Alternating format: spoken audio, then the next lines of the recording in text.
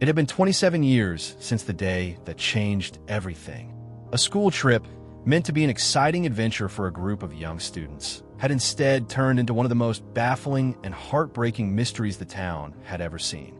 An entire class, 15 children and their teacher, had vanished without a trace. At first, the authorities had scrambled to find answers. Search teams combed through miles of wilderness, helicopters hovered over forests and rivers, and volunteers plastered the town with missing posters. But as the days stretched into weeks, and weeks turned into months, the case went cold. There were no bodies, no evidence, no clear explanation.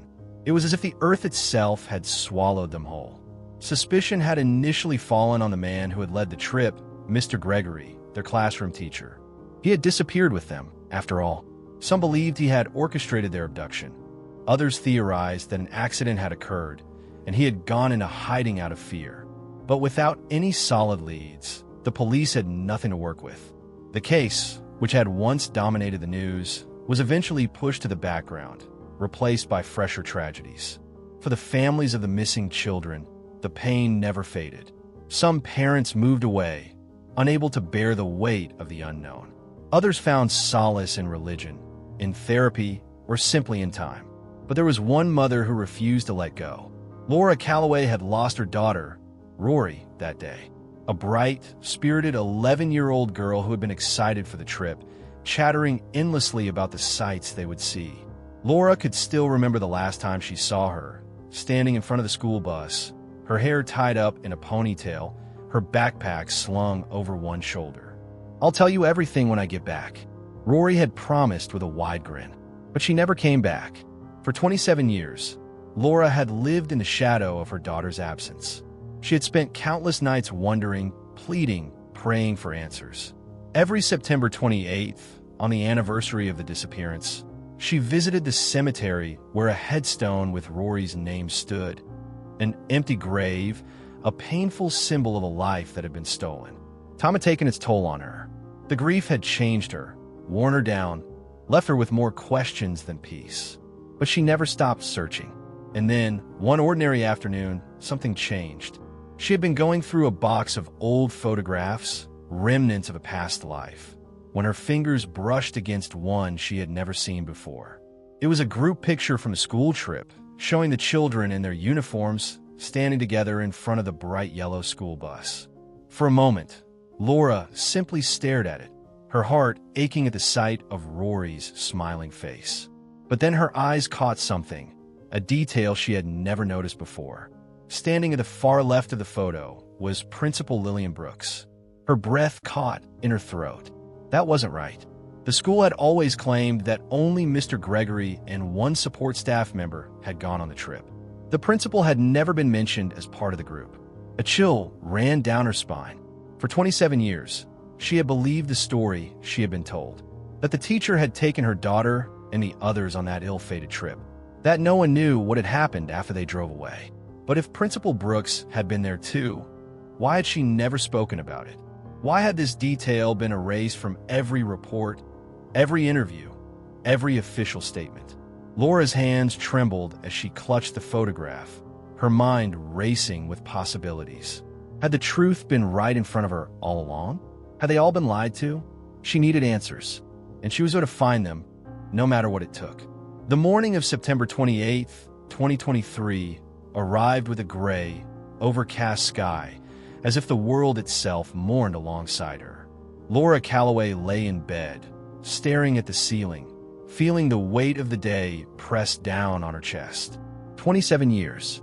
It didn't seem possible that so much time had passed, and yet, in her heart, it still felt like yesterday. The grief never faded. It had changed shape, dulled at times, but on this day, it returned as sharp as ever, cutting through her like a blade. She turned her head to the nightstand, where a framed photograph rested beside her alarm clock. Rory's face beamed up at her, frozen in time. 11 years old, bright-eyed, full of life. Laura reached for the frame, tracing her daughter's image with the tip of her finger. "Oh, Rory," she whispered, her voice thick with emotion. She took a deep breath, willing herself to push through the sorrow that threatened to consume her. She had endured 27 years of this. She had learned to carry the pain, even when it felt unbearable. Today would be no different. Forcing herself to get out of bed, she moved through the motions of her morning routine. A splash of cold water to wake herself up, a brush through her graying hair, a simple sweater and jeans. She didn't need to dress up. There was no one to impress. This day was about remembrance, not appearances. As she checked her phone, she noticed a text from Helen Carter. "You're not alone in this. All of us still remember. If you need company, come over anytime." Helen, one of the few people in the world who truly understood her pain. Her daughter, Sally, had been in Rory's class, taken on that same terrible day. Over the years, their shared grief had bound them together in a way no one else could comprehend. Laura hesitated before typing back a response. "I'd love to come over. I'll bring some tea and cookies." Helen replied almost immediately. "I'll put the kettle on." Laura gathered a few packets of Earl Grey lavender tea and a jar of cookies from her kitchen. It felt small, almost insignificant, but arriving empty-handed didn't sit right with her, even after all these years of friendship. The short walk to Helen's house was quiet, the streets nearly empty. The town hadn't changed much in 27 years. The same houses, the same trees lining the sidewalks. It was a cruel contrast to how much her own life had been altered. By the time she reached Helen's front steps, the door was already opening. Helen stood there with a soft, understanding smile, her kind brown eyes filled with warmth. Without a word, she pulled Laura into a hug. "Come in," she said gently. Inside, the house smelled of cinnamon and tea. It was comforting, familiar. Laura set the cookies on the counter as Helen busied herself with the boiling water. They settled onto the living room sofa, their hands wrapped around warm cups. The aroma of lavender and bergamot filled the space between them, offering a brief, fragile sense of peace. Helen was the first to speak. "How are you holding up?" Laura exhaled slowly. "I'm trying," she admitted. "This day is always the hardest." Helen nodded, her expression filled with quiet empathy. "I know. It never really gets easier, does it?" Laura shook her head. "Even though I've learned to live with it, the past still haunts me. I wake up every morning knowing my daughter is gone. But today," her voice broke slightly. "Today, it feels like I lost her all over again." Helen reached over, squeezing Laura's hand. "It's the same for me," she admitted. "I finished therapy last year, but days like today, they bring everything back. Some wounds just don't heal." The kettle whistled, and Helen poured them both another cup. They sat in silence for a while, sipping their tea, allowing themselves the space to grieve without words. After a few moments, Helen gave Laura a small smile. "I was thinking, maybe we could look through some old photos together." Laura hesitated. She had spent years avoiding those pictures, afraid of reopening old wounds. But today it felt right. She nodded. "I think that might be good." Helen stood and walked over to the cabinet, pulling out an old photo album. As she returned to the sofa, she placed it between them, her fingers resting lightly on the worn leather cover. They opened it together. The pages were filled with memories, birthday parties, school recitals, family picnics. Rory and Sally, side by side, their young faces full of laughter and life. Laura traced the edges of a picture with her fingertip. "Do you remember when they first started at that school?" she asked softly. Helen smiled wistfully. "Fifth grade." The school had only been open for 2 years at that point. There were barely a dozen students. And by the end of that year, it had grown to 15, Laura murmured. "They worked so hard to get parents to enroll. All those discounted fees, all the marketing." Helen nodded. It felt like a good school, like a safe place.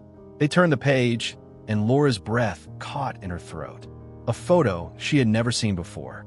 It showed Rory and Sally, along with some of their classmates, working on a science project.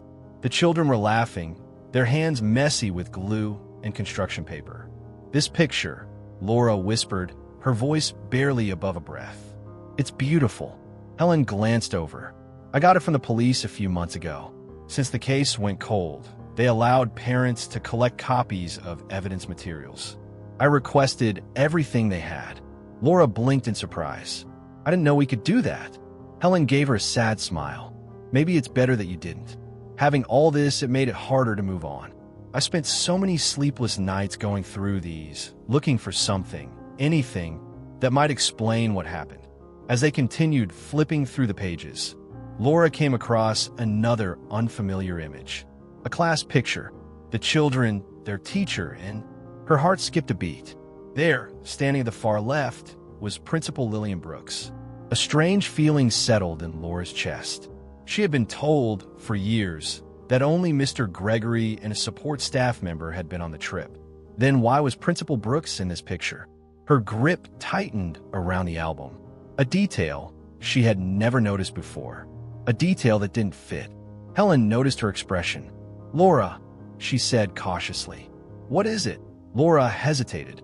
She had been down this road before, finding something that seemed like a clue, only for it to lead nowhere. But this felt different. She closed the album, pressing the photo against her palm. "I need to go," she said suddenly, rising from the couch. Helen looked up, concerned. "Laura, what's wrong?" Laura swallowed, her mind racing. I need to check something." And with that, she grabbed her coat and stepped out into the cold air, her pulse quickening with a feeling she hadn't had in years. For the first time in a long time, she had a lead, and she wasn't going to ignore it. Helen set down her teacup and reached for a stack of papers and photographs tucked inside a folder on the coffee table. She hesitated for a moment before flipping through them, then carefully pulled out a slightly worn photograph. The edges were creased, the colors slightly faded with time, but the image itself was clear. "I got this from the police a few months ago," she said, handing it to Laura. "They finally allowed parents to collect evidence materials after the case went cold. I don't think I ever showed this one to you." Laura took the picture gingerly, her fingers brushing over the glossy surface. It was a group photo, one she had never seen before. The class stood in front of a yellow school bus, lined up in neat rows, their teacher standing off to the side. The children wore their school uniforms, some with their shirts untucked, others with wide, excited smiles. They had no idea that this moment, captured just before they left for the trip, would be one of the last images ever taken of them. Her breath caught as she scanned the faces, and then a jolt of unease shot through her. There, standing at the far left, was Principal Lillian Brooks. Laura's grip tightened around the edges of the photograph. Something didn't make sense. She had spent years poring over news articles, attending every meeting with the police, sitting through hours of interrogations and court hearings when the case was still fresh. The official story had always been clear. Only Mr. Gregory and a support staff member had accompanied the students that day. Then why was the principal in this picture? Why is Lillian Brooks here? Laura murmured, barely hearing the words as they left her lips. Helen looked over at the photograph and sighed, rubbing her temples. "I remember there were rumors. Some parents thought the extra staff member was actually the principal, but I never gave it much thought. We were told over and over again that it was an administrative assistant who went." Laura shook her head, her heart hammering. "But I remember the reports. I sat through every meeting, every statement the school ever gave. If Lillian Brooks had been there that day, why wasn't that ever mentioned?" Helen exhaled slowly, setting her tea down on the table. "Laura," she said gently, "we've been through this before. We've gone over every detail 100 times, thinking we found something new, only to hit a dead end. But this didn't feel like a dead end. It felt like a missing puzzle piece suddenly snapping into place." Laura stared at the photo, her mind racing. If the principal had been present, then why had the school and the authorities hidden that fact? Was it a mistake, a simple omission lost in the chaos of a massive investigation? Or had they deliberately concealed it? She swallowed hard. What if everything they had believed for the past 27 years had been wrong? Helen reached over, placing a comforting hand on Laura's arm. "You're thinking about digging again, aren't you?" she said quietly. Laura clenched her jaw, still staring at the photograph. "I don't know," she admitted. But deep down, she already knew the answer. For the first time in decades, she had a lead, and she wasn't going to ignore it. Laura clutched the photograph tightly in her hands as she sat on the bus, staring out the window. The streets blurred past, but her mind wasn't focused on the scenery. It was fixated on that one detail, the one she couldn't shake. Lillian Brooks. The principal had been there. She had stood right alongside the children and Mr. Gregory on the day they disappeared. Yet for 27 years, her presence had been omitted from every report, every statement, every official version of the story. Why? Helen had tried to reason with her, had gently reminded her that they had been down this road before, chasing clues, clinging to fragments of hope, only to find themselves facing the same, unmovable wall of uncertainty. Maybe she was right. Maybe this was just another cruel coincidence. And yet, Laura couldn't let it go. Her fingers tightened around the edges of the photo as she exhaled sharply. The cemetery was only a few stops away. She had planned to go straight there, to place fresh flowers on Rory's grave, to honor her daughter's memory in the quiet way she always did. But something inside her shifted. As the bus slowed at a stop near an old, familiar neighborhood, her gaze snapped to the street ahead. And there it was, Lillian Brooks' house. Laura's pulse quickened. The modest two-story home looked almost exactly as she remembered it from years ago. Neatly kept, with trimmed hedges and a small, pristine front porch. She hadn't been here in decades. Not since the early days after the tragedy, when desperate parents had gathered outside, demanding answers from a woman who had none to give. A sudden impulse took hold of her. Without fully thinking it through, she pressed the bell and stood up. The driver barely glanced at her as she made her way off the bus, stepping onto the sidewalk. The doors hissed shut behind her, and in an instant, the bus pulled away, leaving her standing alone in front of the house. Now that she was here, she hesitated. What was she doing? Was she really about to march up to the door after all these years and demand answers? What if she was wrong? What if this was nothing more than her grief playing tricks on her again, stirring up ghosts she had spent years trying to make peace with? She took a slow breath, trying to steady herself. But before she could decide whether to turn back or move forward, she heard the crunch of tires on pavement. A sleek, dark-colored car pulled into the driveway. Laura instinctively stepped back, watching as the driver's side door opened and a woman emerged. Her breath caught in her throat. Lillian Brooks. The former principal had aged, but Laura still recognized her instantly. The same sharp features, the same dark eyes, though now softened by time.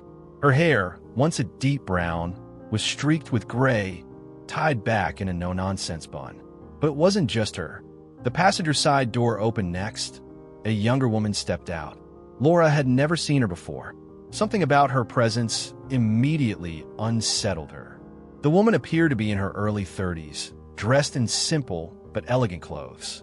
She moved with a quiet, deliberate grace, her dark eyes scanning the house as if she had been here before, but not often. Laura's heartbeat quickened. Who was she?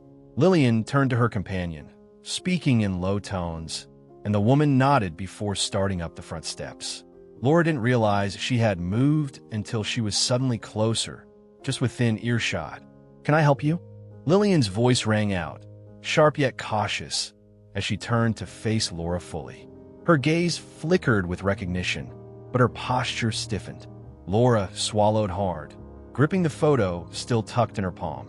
Mrs. Calloway, Lillian said, the name rolling off her tongue carefully, as though it carried weight.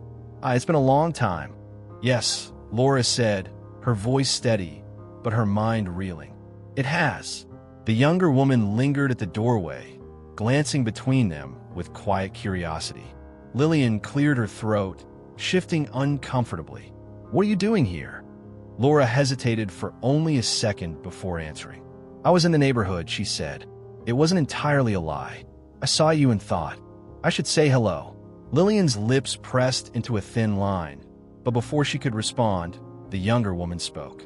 Lillian, I'll go inside, she said softly, offering a polite but cautious smile to Laura before disappearing through the door. Laura's stomach twisted. Lillian, not Mrs. Brooks, not Principal Brooks, just Lillian. The familiarity between them was clear. But Lillian Brooks had never had a daughter. Had she? The door clicked shut behind the woman, leaving Laura and Lillian alone in the fading afternoon light. Laura studied her face, searching for any sign of emotion, guilt, surprise, fear. But Lillian's expression remained carefully controlled.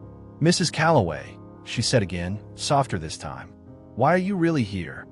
Laura's grip on the photograph tightened, and for the first time in 27 years, she had the distinct feeling that the truth was much closer than she had ever realized. The air between them felt heavy, thick with something unspoken. Laura kept her eyes on Lillian Brooks, watching every flicker of emotion across the older woman's face.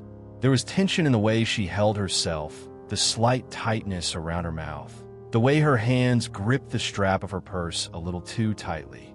Lillian was uncomfortable, and Laura knew exactly why. For years, she had questioned everything about that trip, the way it was organized, the inconsistencies in the investigation, the lack of real answers. But never once had she thought to question who had actually been there that day. She had trusted the reports, trusted the statements, but now she wasn't so sure. She took a breath, trying to keep her voice even. "I saw a picture today," she said, holding Lillian's gaze. "A class photo, taken before the trip." Something flickered in the woman's eyes, so fast Laura almost missed it. "I remember all the school pictures we took," Lillian said smoothly. "It was standard for the time. This one was different," Laura pressed. "It was taken outside, in front of the yellow school bus. You were in it." Lillian blinked, just once, but her body tensed. I was," she asked, her voice carefully measured. Laura studied her, refusing to let her off the hook. "Yes, which is strange because I was told you weren't there that day." Lillian exhaled, shifting her weight slightly. "That must have been taken before the trip," she said, her tone clipped. "I often greeted the students before field trips. It was part of my job." Laura narrowed her eyes. "That's not what you just said. When I mentioned the picture, you sounded surprised, like you didn't know it existed." Lillian's fingers curled around the strap of her purse again. "It's been nearly 30 years, Mrs. Calloway," she said, her voice laced with forced patience. "Memories fade. I was not on that trip. That's what I told the police, that's what I've always said, and that is the truth." It was too fast, too defensive, and Laura wasn't buying it. She glanced at the house, at the door that had just shut behind the young woman, the stranger who had looked between them with quiet, knowing eyes. "Who was that?" she asked. Lillian's jaw tightened. "A friend. She called you by your first name." Lillian hesitated for just a fraction of a second before responding. "We've known each other for years." Laura didn't believe her. She took a step closer. "Do you know who she reminded me of?" she asked softly. "Someone from that same class picture." Lillian's reaction was immediate. A sharp intake of breath, a flicker of panic. "Mrs. Calloway," she said, her voice suddenly sharper, more authoritative. "I don't know what you're trying to insinuate, but I have nothing more to say about that day. I've given my statements, I've told my truth. This," she gestured vaguely between them, "this is not something I want to revisit." Laura's heartbeat pounded against her ribs. She could feel the woman trying to shut her down, trying to make her doubt herself. But she wouldn't let that happen. She steadied her breath. "One last question," she said. "About Mr. Gregory." Something changed in Lillian's posture at the mention of the teacher's name. Laura caught it instantly, the stiffening of her shoulders, the way she suddenly wouldn't meet her gaze. She pressed forward. "You always defended him, didn't you?" Lillian's lips parted slightly, but no words came out. Laura nodded slowly. "You never believed he was involved." Lillian exhaled sharply, shaking her head. "I don't want to talk about this." "But you know something?" Laura pressed. "Something about him. Something you never told us." "I don't." Lillian stopped herself, her frustration slipping through. She clenched her jaw, then inhaled deeply before composing herself again.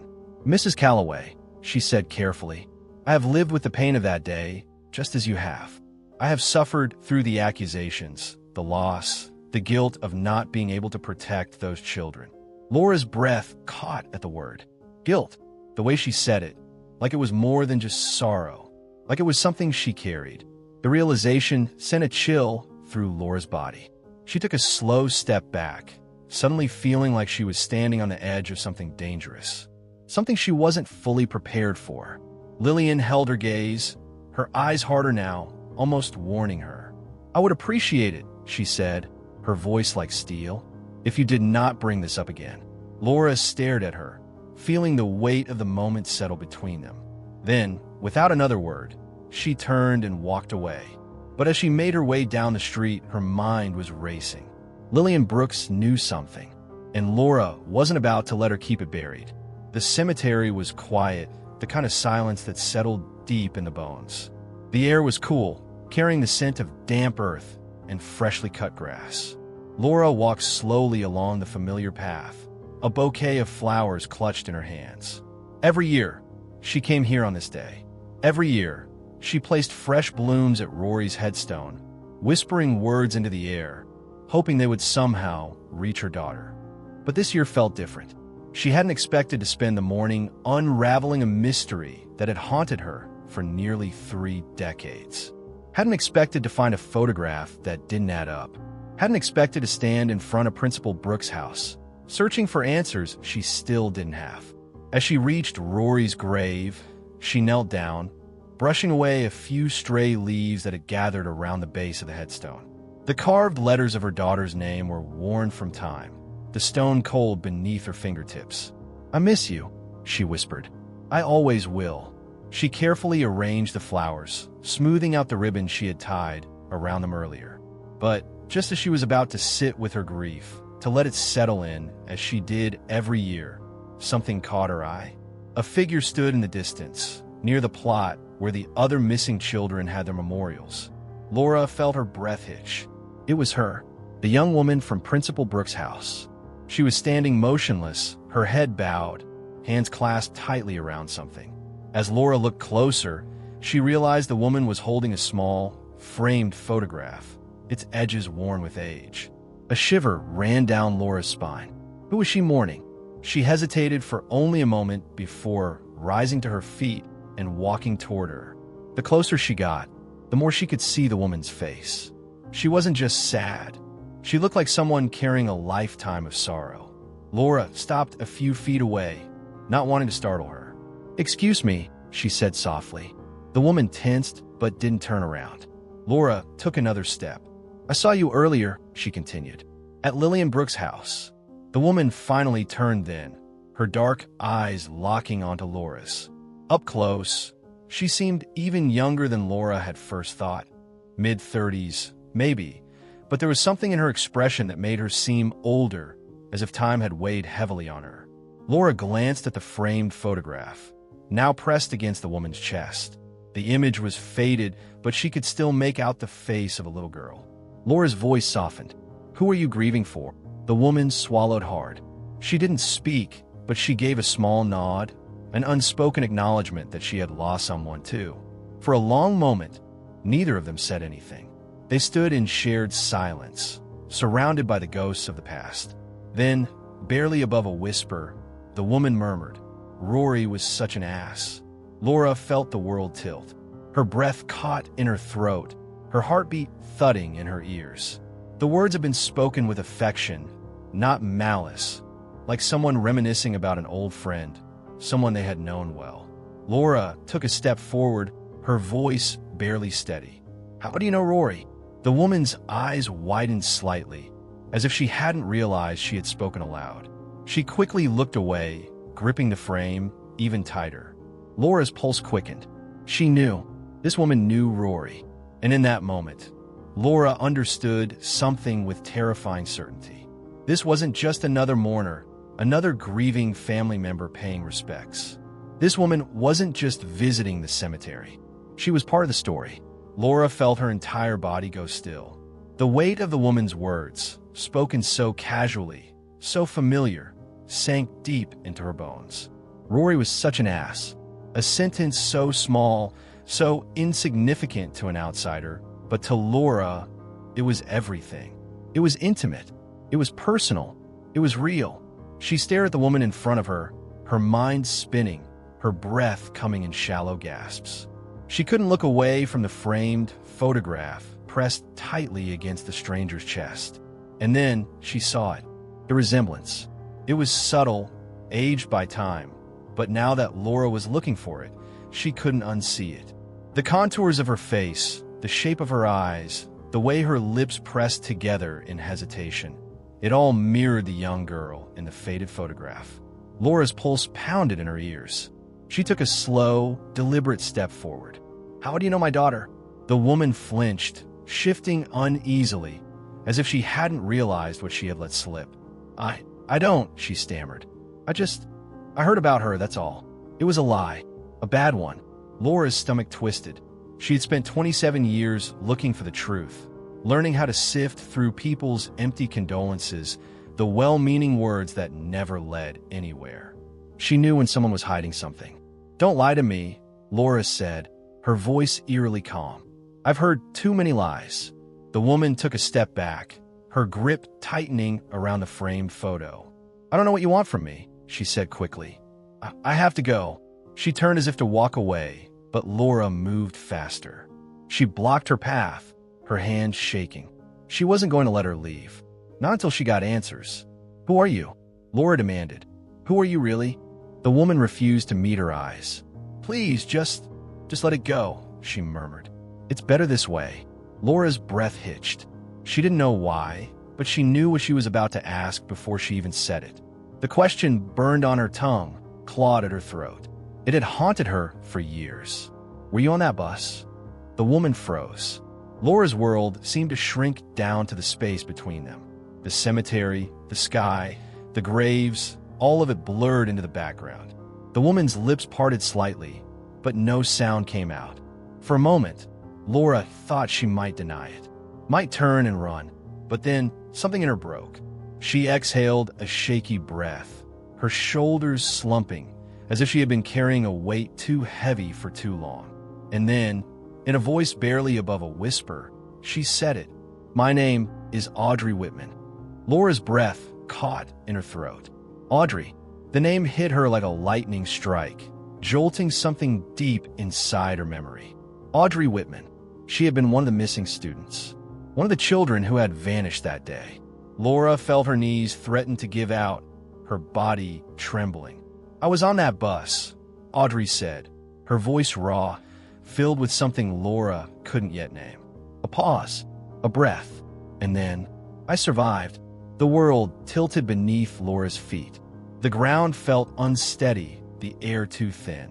A survivor. A survivor. For 27 years, she had lived with the same unshakable truth. No one came back. No one had ever been found. The children had vanished without a trace, leaving only questions, theories, and an unbearable emptiness. And yet, here she was, Audrey Whitman, one of them, one of Rory's classmates, alive, breathing, standing right in front of her. Laura opened her mouth, but no words came. She could barely process the storm of emotions crashing over her. Shock, disbelief, hope. Her voice barely came out, her throat tightening. "You survived?" Audrey's eyes dropped to the ground. She gave the smallest of nods. Laura's breath hitched. "Then where have you been?" Audrey swallowed hard, gripping the framed photograph even tighter, as if it were the only thing keeping her grounded. "I was taken," she said, her voice hollow. Like all of them, the past hung heavy in the air between them. Laura felt her stomach twist. "But you got away?" Another nod. 12 years ago. 12 years. That meant Audrey had been gone for 15 years before she escaped. Laura clenched her fists, trying to push away the rising wave of nausea. "Why didn't you come back? Why didn't you tell anyone?" Audrey squeezed her eyes shut, her face twisting with something close to guilt. "I couldn't," she whispered. Laura shook her head. "You couldn't?" she repeated, her voice breaking. "Why? Why didn't you tell your family? Tell us. We've been searching for decades." Audrey exhaled sharply, running a hand over her face. "Because I was too broken," she admitted. "I was too scared." And she hesitated, her voice barely above a whisper. "Because she told me not to." Laura stilled. A cold dread settled in her chest. Audrey hesitated again. And then, Lillian Brooks. The world stopped. Laura barely registered the gasp that escaped her own lips. It felt as though the entire world had just shifted, as if everything she thought she knew had been turned upside down. "Principal Brooks?" Laura choked out. Audrey gave a small, painful nod. She found me, helped me, gave me a new identity. She told me it was too late to come back, that I'd only be hurting the families if I did. Laura's body went rigid. Lillian Brooks had known. She had known for years. While Laura and Helen had spent night after night searching for their children, while parents had suffered through decades of not knowing, while police had declared the case cold, Lillian had been sitting on the truth. She knew at least one of the children had survived, and she had kept it a secret. Rage boiled in Laura's chest. That woman let us suffer, she hissed. She let us live in the dark. And you, she turned to Audrey, her voice trembling, pleading now. You let her. Tears welled in Audrey's eyes. I didn't know what to do, she admitted. I was barely holding myself together. She told me it was for the best, and I believed her. Laura shook her head furiously. The best? She repeated, her voice shaking with raw emotion. We have been in hell, Audrey, for 27 years. Do you know what it's like to wake up every morning and wonder if your child is still alive? To pray for an answer that never comes. Audrey flinched. I'm sorry, she whispered. I was scared. Laura felt her anger shift into something else. Something more desperate. Then do something, she said, her voice quieter now, but just as fierce. You can fix this, Audrey. You can tell the police everything. You can help us get answers. Audrey took a step back, shaking her head. I don't know if I can. Laura took a step forward. You can, she insisted. We are already in pain. You won't be hurting us. You'll be giving us the truth. Audrey's breathing was uneven, her hands trembling. Laura softened her tone. Please, she whispered. For Rory. For Sally. For all of them. A silence stretched between them, thick with tension, with a decision that could change everything. Audrey hesitated. Then, slowly, she reached into her coat pocket. Her fingers shook as she pulled out her phone. Laura held her breath. Audrey stared at the screen for a long moment. Then, with a deep, shuddering breath, she dialed. Laura could hear the distant ringing on the other end. And then a voice. Audrey inhaled sharply, then spoke. I want to report a crime. Her voice trembled, but there was something stronger underneath it now. I was one of the missing children. Laura exhaled, a strange mix of relief and dread washing over her. Audrey closed her eyes, gripping the phone like a lifeline. I survived. The police station buzzed with restless energy. Officers moved quickly, their voices sharp, their expressions tense. The air felt charged, heavy with something unseen but deeply felt. The moment Audrey Whitman confirmed her identity, everything changed. Laura sat rigid in a plastic chair, her hands gripping the armrests as if she were bracing for impact. She had spent decades waiting for answers, praying for truth. Now, it was unraveling before her, faster than she could comprehend. Across the room, Audrey sat hunched over, her fingers tightly intertwined, her knuckles white. She had told them everything. Her story, her survival, Lillian Brooks. And now, the weight of those words had set something into motion. An officer spoke hurriedly into his radio. We need a unit dispatched immediately. Principal Lillian Brooks, former administrator of Millwood Elementary. Suspect in connection with a historic child trafficking case. Proceed with caution. The words made Laura's stomach churn. This was real. After all these years, after all the dead ends and unanswered prayers, the truth had finally come for Lillian Brooks. Laura felt Helen's hand slip into hers. She hadn't even realized her friend had arrived, but now she squeezed Helen's fingers, gripping them like an anchor. Helen had always been the stronger one, but today they both felt small. The minutes stretched into hours. Then it happened. The precinct doors swung open with a violent clang, and they brought her in. Lillian Brooks, handcuffed, defeated. Her head was bowed slightly, but Laura could still see her face. The once proud principal reduced to a shell of the woman she had been all those years ago.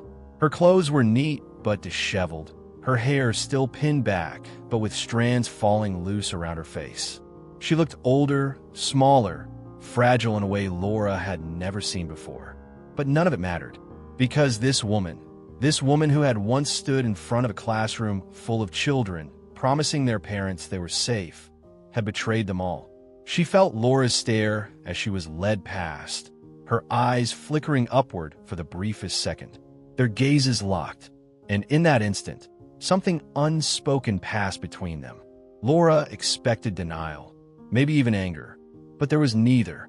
Instead, there was guilt, and that was all she needed to see.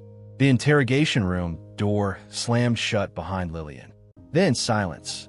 Laura exhaled shakily, the storm inside her chest barely contained. Helen was still gripping her hand, and Audrey sat motionless, her face unreadable. It felt like hours before a detective finally stepped into the waiting area. His expression was grave. "She's talking," he said. The entire room stilled. Laura swallowed hard. What is she saying?" The detective hesitated, then motioned for them to sit. "This is going to be hard to hear," he warned. "But you deserve to know."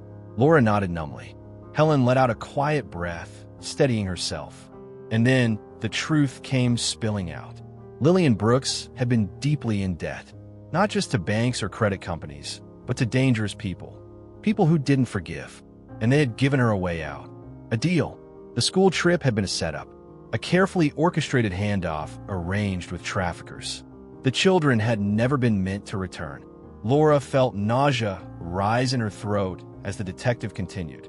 "The bus driver wasn't part of it," he said grimly. "He was just doing his job. He was murdered before they crossed the state line." Helen let out a strangled gasp. Laura couldn't breathe. "The children and Mr. Gregory were taken across the border," the detective continued. "Once they were in Mexico, they were divided."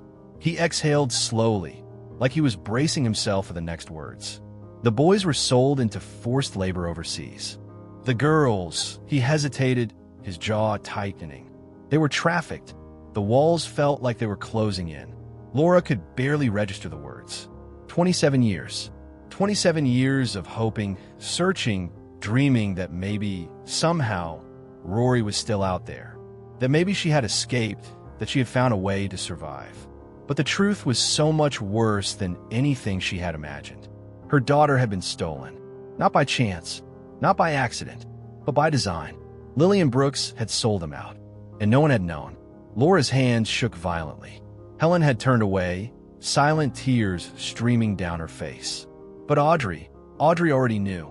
She had lived it. And yet, for all her suffering, she had survived. Laura turned to her, her voice breaking. Did any of them make it?" Audrey's face was pale, her fingers gripping the armrests of her chair. She shook her head. "I don't know," she whispered. "I don't know where the others were taken. But I know about Rory." Laura's chest tightened. Audrey's face crumpled. "She didn't make it," she whispered. She died that first night." Laura felt the world shatter around her. Helen sobbed. Audrey's voice cracked. They gave her something to keep her quiet. It was too much. I don't think she even knew what was happening." Laura clutched her stomach, bending forward as if she had been physically struck. For years, she had prayed for an answer, and now she had one, but it was one that would haunt her for the rest of her life. Laura felt her entire world tilt beneath her. The detective's voice became distant, muffled, like she was underwater. The room around her blurred, faces indistinct. The only thing she could focus on was Audrey. The young woman sat stiffly, her hands clenched so tightly in her lap that her knuckles had turned white. Her lips parted slightly, but no words came. Laura knew before she even said it. Still, she needed to hear it. "What about Rory?" Her voice barely rose above a whisper, fragile, shaking. Audrey's eyes flickered toward her, wide and filled with a sorrow Laura had never seen before. It was that look, the unbearable guilt, the weight of unspeakable truth that told Laura the answer before Audrey spoke it aloud. A long pause, a breath that shuddered. Then, finally, the words that broke everything. She didn't make it. The air left Laura's lungs all at once. Her body froze, but inside, she was screaming. She didn't make it. No, it couldn't be. There had always been a chance. That's what had kept her going all these years. The hope that maybe, somehow, her daughter was still out there. That maybe she had survived just as Audrey had. That maybe Rory had escaped and had been waiting, just waiting, to be found. But now that hope was gone, what happened to her? The words barely formed. Audrey swallowed hard. She looked sick, pale, like she might collapse under the weight of her own memories. That first night, they gave us something, some kind of injection, to keep us quiet, to make sure we didn't fight back. Laura's chest tightened. Audrey inhaled sharply. It was too much for Rory, she whispered. She never woke up. Laura staggered. The words struck her like a knife, twisting deep into the hollow space in her chest where her daughter should have been. No body, no golonbis, just gone. The traffickers had stolen her, and then, just like that, they had taken her life too. Helen let out a strangled sob beside her, her hands covering her mouth. Her entire body shook, already sensing what was coming next. Sally, Helen choked out, the question barely a breath. Audrey's gaze dropped to the floor. They messed up her dosage, she admitted, her voice cracking. She didn't make it either. Helen's cry tore through the room, raw and broken, a sound of absolute devastation. Laura felt herself fold inward, her arms wrapping around herself as if she could physically hold her grief together. This was it. After 27 years, the mystery had an answer. The answer she had begged for, prayed for, pleaded with God to give her. And yet, it was the one she never wanted to hear. Her little girl was never coming home. There would be no reunion, no miracles, no long-lost embrace. Just a cold, empty headstone in a cemetery. Just a mother grieving a child who had been taken from her twice, once in life and now in truth. She let out a quiet, broken sound, something between a sob and a breath. Helen reached for her, and together they wept. The kind of grief that never truly leaves. The weight of the truth still pressed down on Laura's chest, but for the first time in 27 years, she wasn't drowning in uncertainty. She knew. The answers were brutal, heartbreaking, but they were finally real. And now justice was coming. Outside the police station, the night had settled in. The air was cool, crisp, almost clean, as if the world itself had shifted in response to what had just unfolded. But inside, the station was still alive with movement. Officers worked at their desks, detectives whispered in urgent voices, and behind closed doors, Lillian Brooks was being processed for formal charges. Laura had watched her being led away, still handcuffed, her face drawn and hollow. There had been no outbursts, no desperate denials, no fight, just resignation. Lillian Brooks had spent 27 years burying the truth. Now, she had to face it. The case had officially been reopened, launching an international investigation. The police were already coordinating with agencies across the border, determined to track down the remaining traffickers, to find what remained of the missing children, even if it was just to bring closure to their families. And Audrey, the lone survivor, was at the center of it all. Laura turned to her, watching as she sat stiffly in one of the precinct's chairs, exhaustion etched into every part of her. She had done the hardest thing imaginable, spoken the truth she had been too afraid to say for years. And now, she was in danger. Witness protection had already been arranged. The police weren't taking any chances. If Lillian had stayed quiet all these years, it wasn't just out of guilt. There were powerful people who had wanted this story to stay buried. Now that the truth was out, Audrey was a target. Laura knew she had to leave soon. New name, new location, a new life where no one could find her. But before she did, Laura needed to say something. She stepped forward, reaching out and gently taking Audrey's hands in her own. Audrey blinked up at her, surprised. Laura swallowed back the tears, threatening to spill over again. She had already cried so much tonight. But this moment, it wasn't about grief. It was about something else. "You did the right thing," Laura said, her voice thick with emotion. "After all these years, you gave us the truth." A tear slipped down Audrey's cheek, but she said nothing, just gripped Laura's hands a little tighter. Laura took a deep breath, steadying herself. "Now," she continued, her voice soft but strong, "let's make sure no one ever forgets what happened. Because that was the only way to honor Rory, Sally, and every child who had been stolen that day. Not by burying the past. Not by letting it fade into another cold case, another tragedy people spoke about in hushed voices. But by facing it, by telling their stories, by making sure the world never forgot." Audrey gave a shaky nod, and Laura squeezed her hands one last time before letting go. Helen stood beside her, silent but present, her own grief a mirror of Laura's. They had both lost their daughters that day, and now they had finally found the truth together. As they walked out of the station, the first stars had begun to appear in the dark sky above them. Laura looked up, feeling something she hadn't felt in a long time. Peace. The grief was still there. It would always be there. But now, it was no longer weighed down by the unknown. She had spent 27 years searching for answers. Now, she could finally rest. As Laura stepped out of the police station, the night air met her with a quiet, almost gentle embrace. It was cool and crisp, the kind of evening that whispered of endings and new beginnings all at once. The station doors closed behind her with a muted thud, a final punctuation to the chapter that had haunted her for nearly 3 decades. She stood there for a moment, breathing in deeply. For so many years, she had walked around with a hollow space inside her, a wound that refused to close. Every anniversary of Rory's disappearance had felt like reliving it all over again. The questions, the unanswered prayers, the cruel silence. But tonight was different.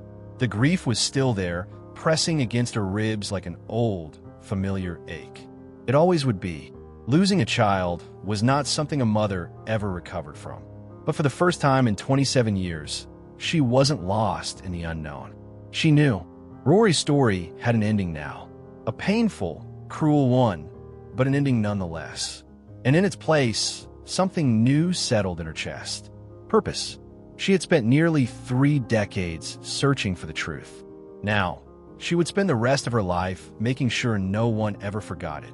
The children who had vanished that day weren't just names on an old missing persons case. They weren't just unsolved mysteries or tragic statistics. They were real. They had been loved, and they deserved justice. Laura turned her gaze upward, the sky stretching above her, dark and endless. The stars had begun to appear, blinking softly in the vast expanse of black.